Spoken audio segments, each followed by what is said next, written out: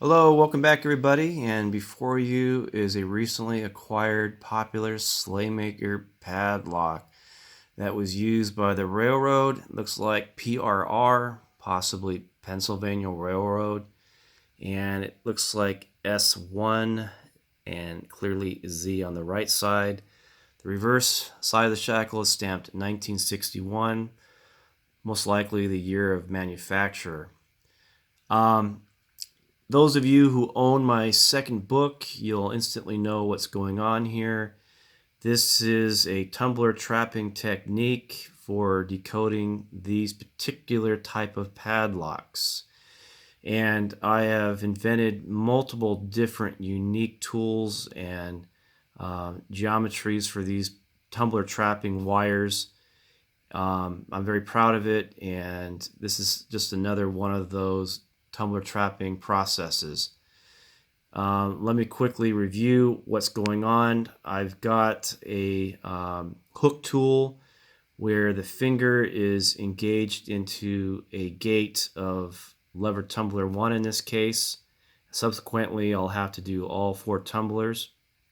And what I do is I reduce a wire, or in this case, a flat Z-bar. This is the first time I've used a Z-bar for gap gauging. These Z-bars are very nice. I purchased a set of these from Banggood. They use them for tensioning dimple locks. Very inexpensive set. The metal's pretty good. I like it. I think I'll buy another set just to have on hand.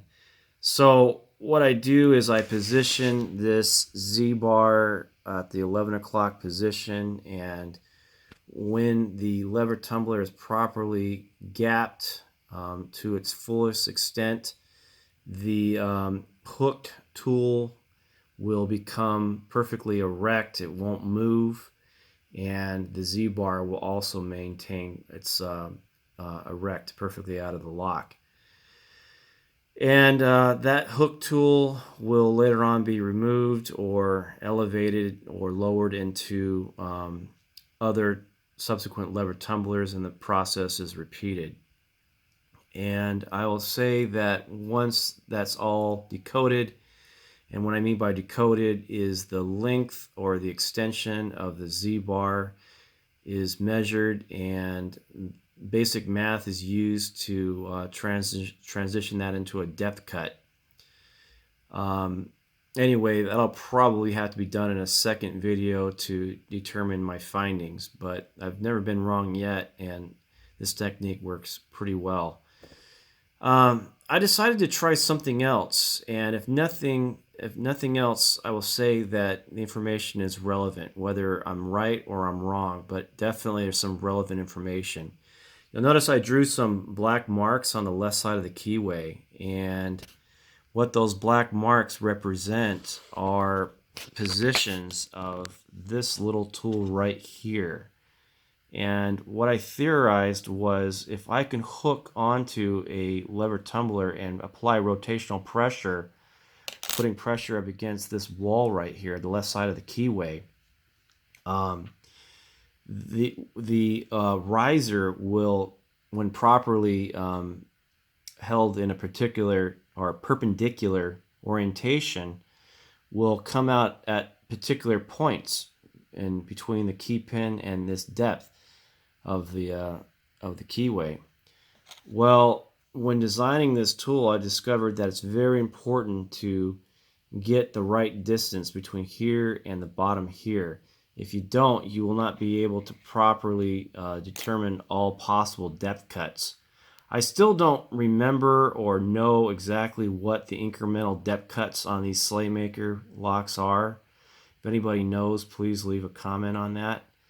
But one thing is for sure, and this is kind of intuitively obvious, that the lower the mark, the shallower the depth cut needs to be. And what's happening is the gate is closer to the key pin, and it has to be elevated higher in order to become level, if you will, with that of the fence.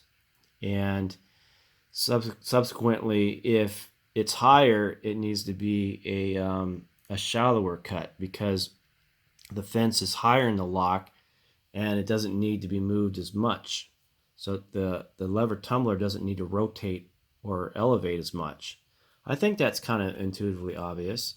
So what I discovered was that lever tumbler 2 references this mark, and lever tumblers 1 and 3 the middle mark, and lever tumbler 4 the highest mark.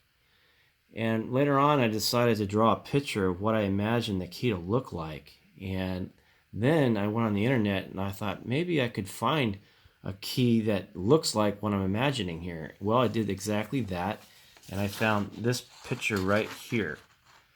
And that's exactly what I imagined the lock to, or the key to look like.